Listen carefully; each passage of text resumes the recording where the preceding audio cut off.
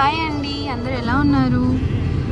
మీకు last time నేను video పెట్టాను ఒకటి, బ్రాహ్మణి గారు మా టెంపుల్కి వచ్చారని. సో మీకు గుర్తుండే ఉంటుంది. ఈసారి మా టెంపుల్కి ఎవరు వచ్చారో తెలుసా? పవన్ కళ్యాణ్ గారు వచ్చారండి.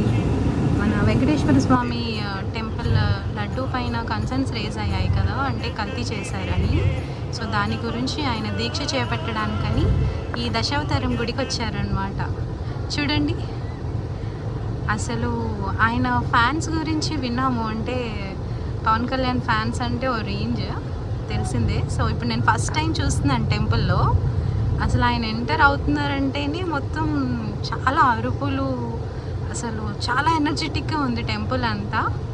చూడండి, చిన్న పిల్లలు పెద్దవాళ్ళు అందరూ వచ్చేసారు.